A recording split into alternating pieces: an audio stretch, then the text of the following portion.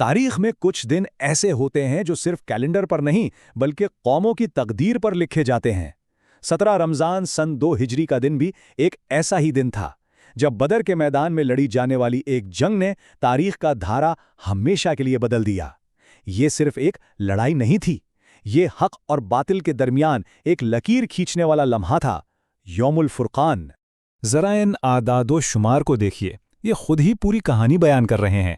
ایک طرف صرف 313 مجاہدین جن کے پاس وسائل کے نام پر گنتی کے 2 گھوڑے اور 70 اونٹ تھے، اور دوسری طرف قریش کا 1000 جنگجوؤں پر مشتمل ٹڈی دل لشکر جو ہر طرح کے ہتھیاروں سے لیس تھا۔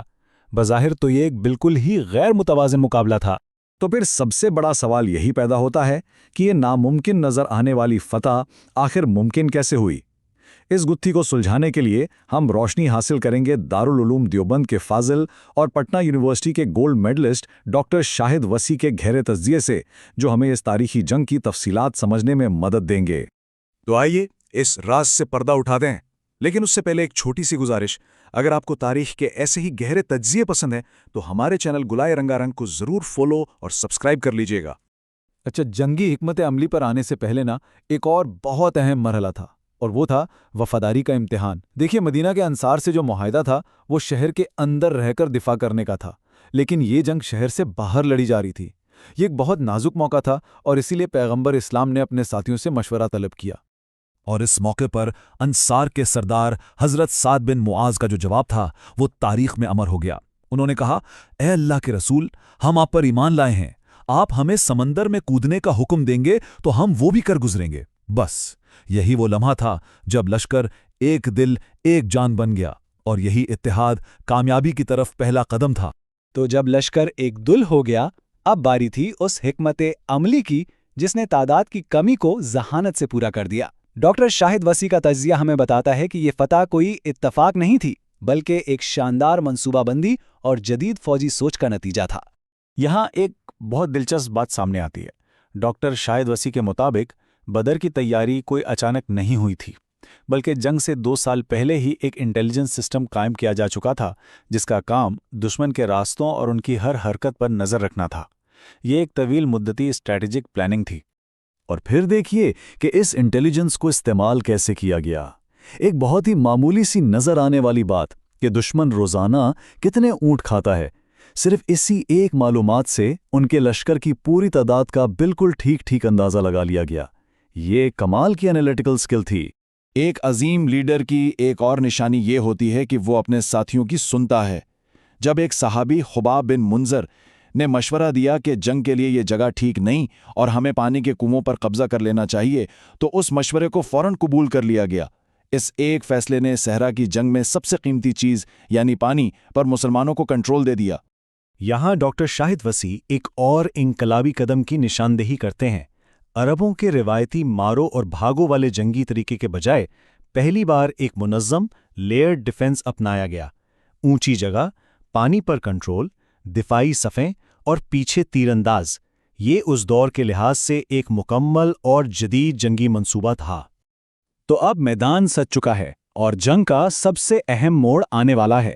اس سے پہلے کہ ہم آگے بڑھیں، اگر یہ تجزیہ آپ کو اہم لگ رہا ہے تو اسے دوسرا امیدواروں کے ساتھ بھی شیئر کیجیے گا، اور گلائے رنگا رنگ کو سبسکرائب کرنا مت بھولیے گا۔ لیکن ڈاکٹر شاہد وسیع کے مطابق کہانی صرف حکمت عملی پر ختم نہیں ہوتی، کچھ اور بھی تھا۔ کچھ غیر مرئی قوتیں تھیں جنہوں نے اس جنگ کا نقشہ ہی بدل دیا، اور وہ تھی حوصلہ، ایمان اور غیبی مدد۔ جنگ سے عین پہلے پیغمبر اسلام کی دعا اس پورے معرکے کی روح کو بیان کر دیتی ہے۔ یہ صرف ایک جنگ نہیں تھی، یہ ایک نظریے اور ایک مشن کی بقا کا سوال تھا، اور یہی احساس مسلمانوں کے عزم کی سب سے بڑی طاقت تھا۔ اور اسی گہرے ایمان اور دعا کے جواب میں، جیسا کہ ذرائع بتاتے ہیں، غیبی مدد بھی آئی۔ بارش نے مسلمانوں کے لیے زمین کو مضبوط اور دشمن کے لیے دلدل بنا دیا۔ ایک اطمینان بخش اونگ نے مسلمانوں کے دلوں کو سکون بخشا، اور فرشتوں کی آمد نے ان کے حوصلے آسمان پر پہنچا دیے۔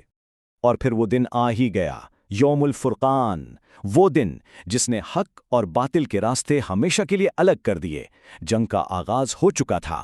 جنگ شروع ہوئی روایتی انداز میں، یعنی 1 on 1 مقابلوں سے، اور یہاں مسلمانوں نے آتے ہی نفسیاتی بڑھتری حاصل کر لی۔ कुरैश के बड़े बड़े सरदार और जंगजू जैसे उतबा, शेबा और वलीद एक एक करके गिरते चले गए, जिसने कुरैश के हौसले पस्त कर दिए। और फिर वो लम्हा आया जो शायद इस जंग की सबसे बड़ी अलामत बन गया। कुरैश का सबसे बड़ा लीडर, उनके तकब्बुर का निशान अबू जहल, 2 नौजवान लड़कों के हाथों मारा गया। ये सिर्फ एक सरदार की मौत नहीं थी, ये पूरे कुरैशी गुरूर का खात्मा था। तो जब धूल बैठी तो इस फतह ने पीछे क्या छोड़ा, उसके असरात बहुत गहरे और देर पा थे। आइए देखते हैं। आदाद व शुमार को देखे तो नुकसान का फर्क साफ जाहिर है। कुरैश के 70 बड़े सरदार मारे गए, 70 कैद हुए, जबकि मुसलमानों में से सिर्फ 14 ने जामे शहादत नोश किया। ये कुरैश की लीडरशिप के लिए एक नाकाबिल तलाफी नुकसान था।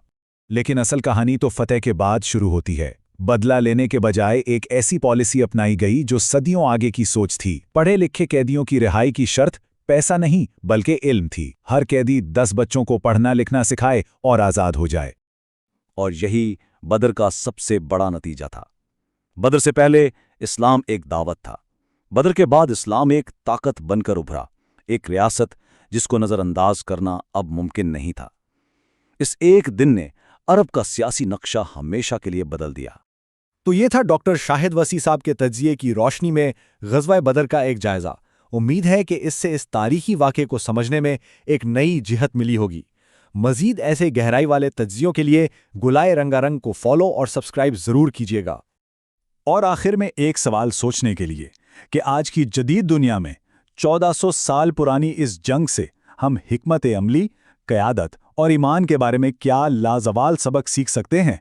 सोचिएगा ज़रूर।